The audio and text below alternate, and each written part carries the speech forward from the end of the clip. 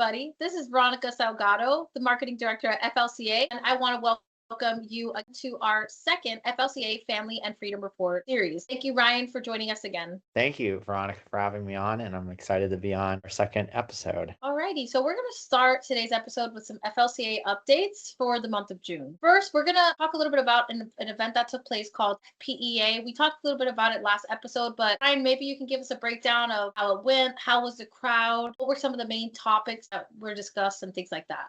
Well, we were very excited to be attending the Florida Parents Educators Association, FPA's annual conference in Orlando. It was just finished up last month, and we were very excited to be there. Our whole focus was to talk about the lawsuit against Florida, and you might remember this from our last episode, against our school choice program, and also talking about AI and how it will impact not only kids in public school, but homeschool families as well. I'm happy to report that there were tens of thousands of Floridians and even some other states in attendance. And we got to talk to a lot of folks about these two issues.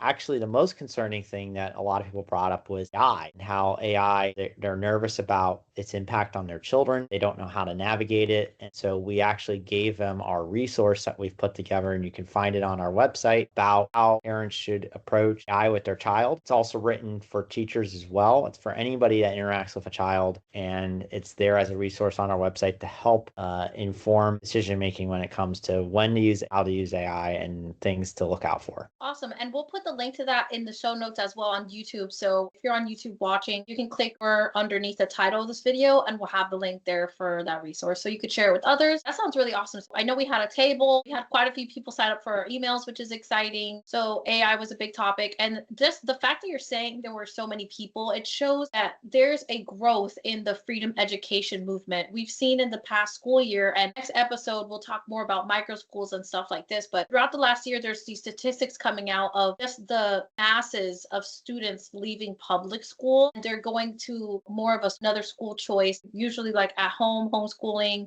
charter schools, and even in Broward County, they're closing a number of schools just because of the lack of students now. Did they talk about that at all at the conference?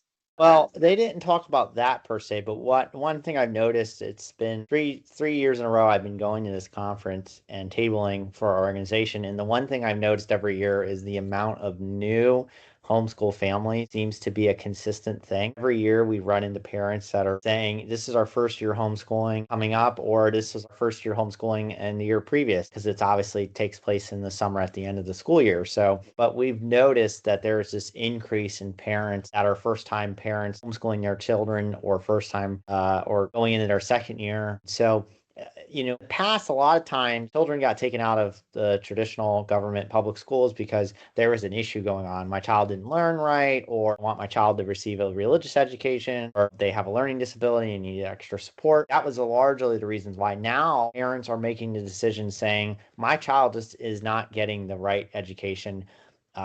And we've talked about school grades and that issue. And so parents are having more informed decision making about how they want to educate their children. And that's exactly what we encourage parents to be: the primary educators of their child, taking responsibility for how to best educate their child. And I think we may have talked about this in the last episode, but about the school grades. Can you just do a brief summary for those who may have not watched the last one? You only need 62% for elementary school kids to get an A, or 64% to get an A for middle school and high school. That's for the schools themselves. So our children are graded on the normal scale, which you think of, which is an A is a 90% or better. But our schools are graded on a different scale. It's a lesser scale. They don't need to get as many points. And mind you, the factors that go into it are more than just academics. There's things like graduation rates. There's things like accelerated classing. So that's like your AP courses or dual enrollment. So the emphasis is on more than just academics. And again, our students are graded on their academic performance. So we at the Florida Citizens Alliance have been arguing that, it should be transparent. Parents should know that an A means an A, not an A means a D. And so that's been our argument. And every year we come out with a report, our school grades report. It's not come out yet because we wait on a couple different sources to pull that data together, but you can still find our last year's school grades report on our website, and we'll be coming out with our new one here in the fall timeframe. So that's where we put together how are the academic performance actually lining up with what the state says the school grades are for each high school and the state of Florida. We also, that's another resource we have on our website that I'll link in the show notes as well if you want to take a look at those. We have it separated by county. So that's very interesting information. I like seeing the grades, which schools perform the best in a certain county and stuff like that. So if you have a grandchild or a niece or nephew who is still in the public school system, and I believe charter schools are on it as well, you can Right. see more or less where they lie, and that can help you make an informed decision of if you wanted to switch schools for them. If they can't take the leap into homeschooling. We'll talk a little bit more about a lot more about micro schools next episode, because we're going to have our head of the micro school program on to speak about that, which is really exciting. We also wanted to announce that we are hiring education consultants, also known as like ambassadors for our micro school program. So I'm going to put up a graphic here for you guys to read a little bit more about it. You could take a screenshot of this graphic, send it to someone who you think might be good for this position. There's plenty of people who do this job as a part-time job, or moms who also are passionate about homeschooling and have an interest or background in education and want to continue in that realm in a new way. This position is not technically like a full-time position. It is something that a lot of people do on the side.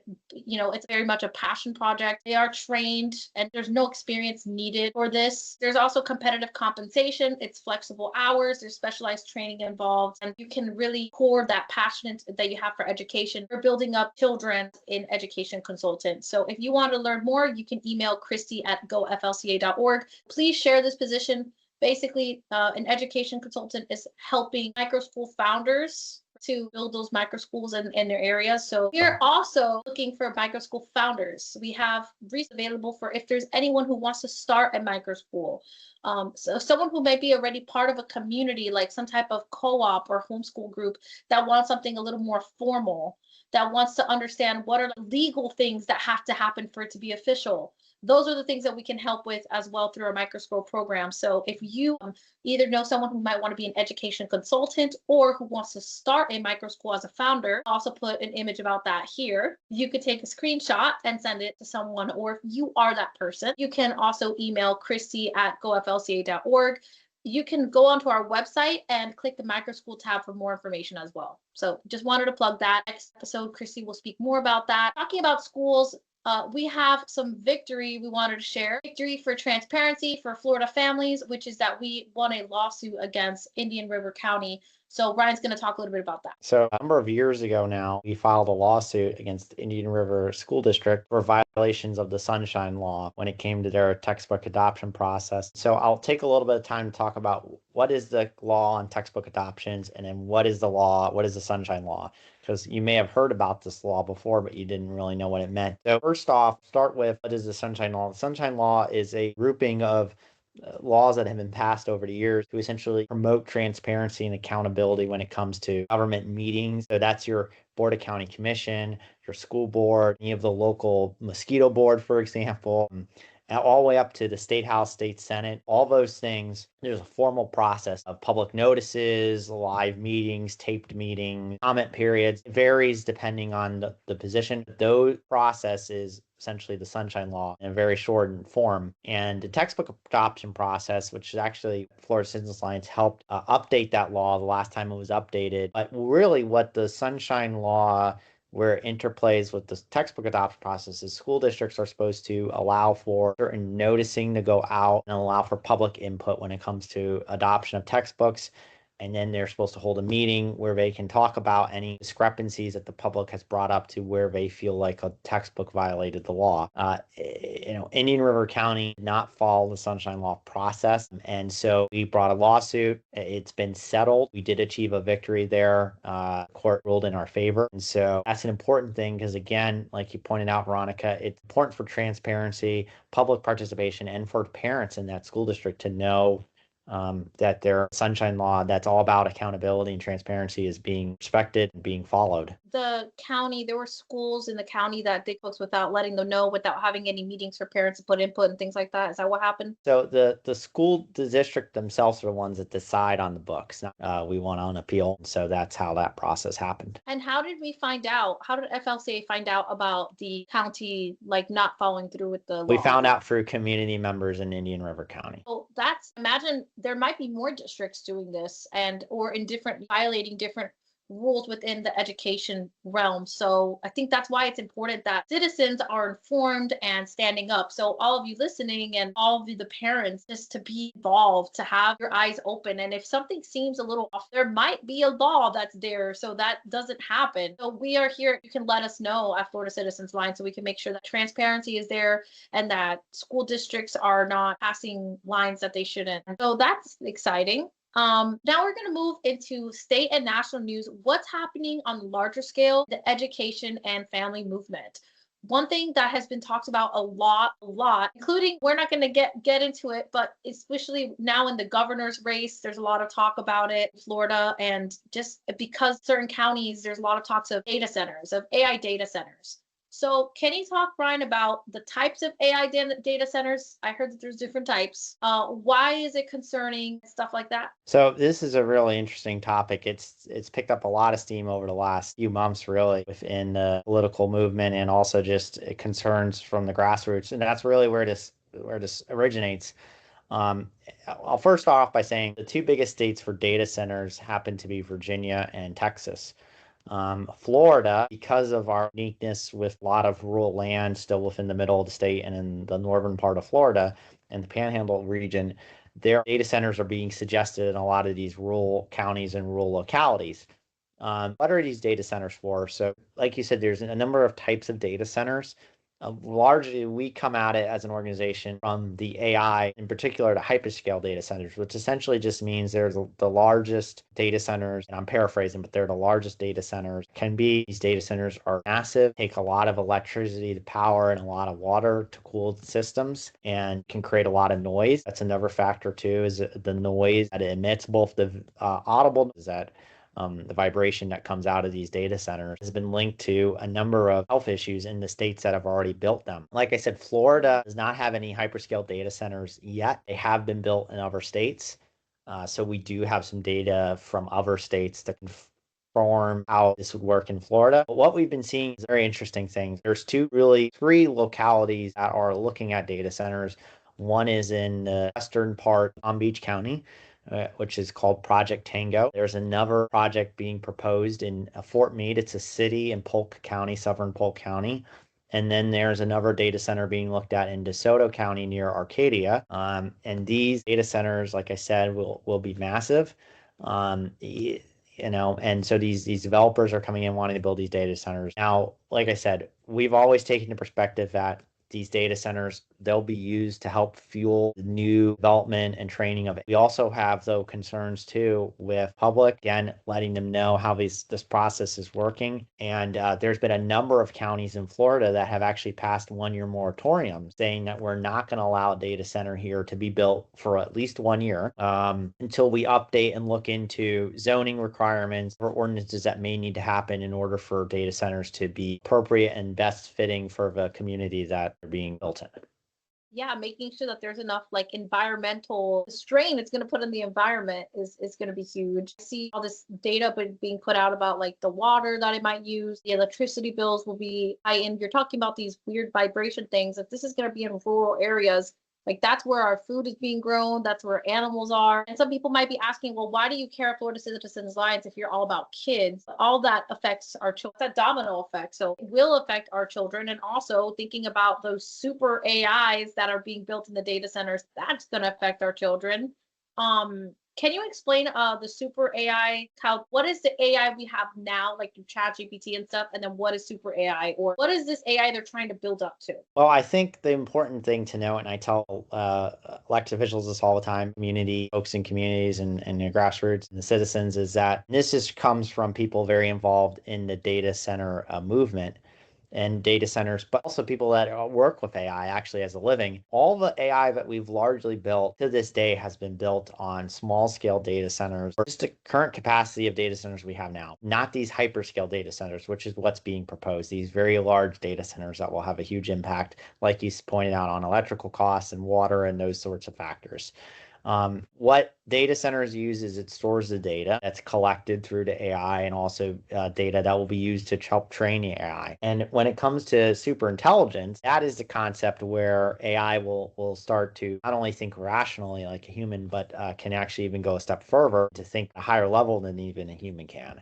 And so that's obviously there's a lot of concern there for safety. We've already seen models of it coming out, and this is not super AI, super intelligence, but just updated models of AI that have the capacity to do things like affect the banking system, to do a bunch of other things that can be criminal in nature, but also just things that are concerning, right? And need to be studied more and looked at. So on this point of data centers, we're looking at it from a transparency point of view, from also a kid's point of view, because kids will be affected by it. And even if you think, well, I don't live in DeSoto County, I don't live in a rural part of Florida. Well, the data centers, energy and how our energy system works, if a data center, especially these hyperscale data centers, is plopped in a rural area, it will have an impact on you in a neighboring county, an urban area, because the reality is we all share power. The grids are, in a lot of cases, at capacity in Florida. So there will be an impact in other parts of Florida, even if these data centers are built in a rural part. And I'm thinking also us being from Collier County and a lot of our donors being from Collier County, there's already rules during certain times because the water's limited. And that's also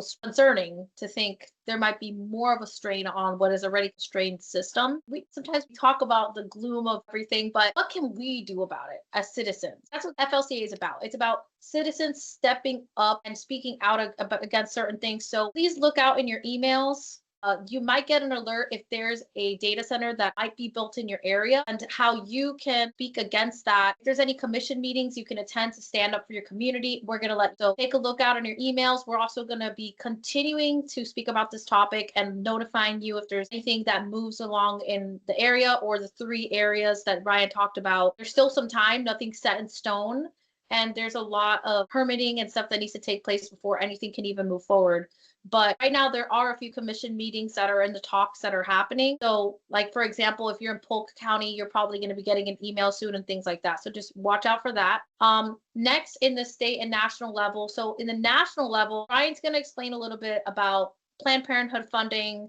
There's been some changes that's happened in the last year. Yep. So last year, you might remember what the president called the Big Beautiful Bill. Within it, there was a provision that said that federal funds could not be used towards Planned Parenthood. And this was a new concept because for a long time, Planned Parenthood was receiving funding from the federal government.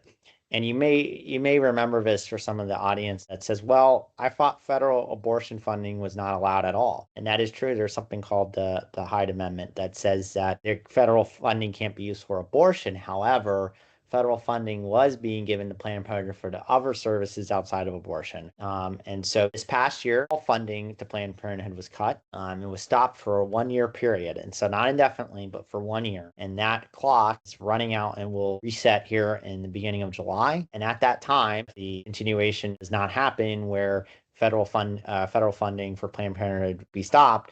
Planned Parenthood could get their funding back again from the federal government. So we have been signing on to some letters asking for federal funding to continue to not be given to Planned Parenthood. Planned Parenthood and other clinics like Planned Parenthood, not even just strictly Planned Parenthood speaking. But the reality is we're for life. We are for protecting children. There are other procedures that are happening, such as transgender surgeries in many places in the country at these clinics. And so we are just, and not full surgeries, but transgender treatments. So we are trying to make sure that, again, Planned Parenthood funding, we think that this is an important topic that needs to be looked at. So just keep an eye out on that and stay tuned for possible ways for you to get involved. Yes, and some important things to keep in mind about Planned Parenthood. Obviously, everyone knows that they're the biggest abortion provider in the nation, but they're also providing these hormonal therapies that lean towards transgenderism. There's steps, right? Unfortunately, there's steps before someone makes that big move of the actual surgery. And usually there's like hormones and stuff that are involved as well. And in some states, minors don't even need permission from their parents to get such hormones. So, and just like in some states, minors don't need permission or consent from parents to get abortion. So this is affecting children. Obviously, it's affecting the children in the womb and the unborn. 1 in 4 women will have an abortion by the age of 45, which is, a very appalling number. And unfortunately, this is also happening in our church pews. 62% of women who get an abortion report to have a religious affiliation. and this is all different denominations of Christianity. So this is still something we need to talk about. And FLCA, we're not focused too much on this topic, but if we're about protecting children, this is an important topic that we are going to be part of the conversation. And actually, we want to be more part of this conversation because it's affecting children in all these different ways. And it's funny that Ryan says we say abortion clinic, or Planned Parenthood might say that they're an abortion clinic, but a clinic is something that's meant to protect medically, right? It's meant to save life. So I actually had a friend that would call it like mills because actually murder is happening there. Or clinic isn't even the right word, but it's just funny how it's normalized in our vocabulary. It's normalized in our society. We're going to continue standing for life. And talking about pro-life news, there is a victory that occurred in Florida where a Gainesville Planned Parenthood was closed down, and Ryan's going to speak about the importance of that. We just heard that the Planned Parenthood in Gainesville, Florida is being closed down. Actually, as of the time of the release of this video, it will have been closed down. And so that is huge because Florida does have the most abortion clinics in the nation. Yeah, in the nation. When you take into consideration all the states that are run currently by Republicans, when you add all those states up, Florida still has the most. So we have quite a bit number of clinics. And this is, again, one clinic that is closing down in Gainesville, Florida. So it's a big win for building the culture of life, which is exactly one of the things that we've talked about, the importance of. Remember, children, teenagers are often targeted with making sure that they feel like they have to, if they get pregnant, get an abortion. However, also too, when you talk about teen pregnancy and preventing that, talking about the importance of knowing the decisions that they make have consequences and those sorts of things is also important too. In Gainesville, it's such a key location that this happened because this is a huge college town. And I do believe that women in college are really being targeted. They're unfortunately probably targeted most out of any population. So the fact that it's closed down in Gainesville is a huge victory for the culture of life. We're going to switch the topic back to FLCA. What is it that we have to look forward to, the next few months? Well, I think there's a couple of important things. First off is the release of our 2027 agenda. So every year we have created a legislative agenda. These are the things that we believe the legislative body here in Florida should look at. And we are going to be releasing our legislative agenda here shortly. Again, 2027 legislative agenda will be released here shortly. We'll be on our website, and once it's released, we'll be sharing social media posts. We'll obviously bring it up on the next episode of this episode as well. And we could always link it to the show notes too as well once it comes out, since we are coming out with it shortly. So we're excited for that. And next up, I'll just mention the Tampa Bay Homeschool Conference that's coming up on July 18th at Innisbrook Golf Country Club. We are very excited to attend it. We are going to be a sponsor at this conference, and both myself and Christy are having a breakout session. We'll be speaking on AI and how it will impact children. And then also, Christy will be speaking on microschools. So if you happen to live in the Tampa Bay area, or microschools in general, we'll be doing breakout sessions on those. Awesome. So a welcome back to school. And if you're a parent, getting back to the group of things, we're having an AI symposium in Apopka. It'll be a great time. This will be our 6th symposium here in Florida. So we're excited. And it's also, if you have questions, you can come in person and ask them. So it's a great time to gather in community with like-minded people as well. Lastly, we are really excited to announce that we're starting our Liberty Challenge again. So, we have quite a few donors who have already kind of stepped up to help us in the Liberty Challenge to reach our goal. I'll have Ryan talk about that in a little bit. But from, an email standpoint and marketing standpoint, we also invite people who might not be able to make those bigger donations that they can be part of this campaign as well through our 1776 campaign, where basically every month you can give 1776 in this Liberty Challenge. And through the 1776 campaign, your donation, no matter how big, how small, in this Liberty Challenge, it is helping to continue those values to thrive in our country and to thrive here in Florida. Florida's awesome because we kind of are in the front lines of a lot of policies that happen, and we kind of are the first domino in the domino effect for our nation. We saw that with artificial intelligence. We talked about that last episode, how, Florida kind of led the way in this conversation of artificial intelligence, and now Ryan, on behalf of FLCA, has actually been invited to all of these, conversations that are happening at a national level, because Florida is always ahead. We are kind of like this leader politically. So I think this is a great opportunity to donate to our cause. Every year, at the end of our Liberty Challenge event, you hold a special Liberty Challenge celebration event. It's going to be on October 15th. And the speaker will be amazing. And we will be talking again about some of the important subjects, election coming up, both at the federal level, but also at the state. And so that's what our speaker will be talking about. So we consider coming down to Naples to this event, but also to consider partnering with us during the Liberty Challenge to help us achieve our goals. And you will be receiving, every donation you give us is a tax deductible on your taxes. So even the $17.76 over the course of a year, you can completely write all that off. So yes. Awesome. Well, thank you so much for listening, and thank you for being a concerned citizen, for fighting for freedom, and God bless you.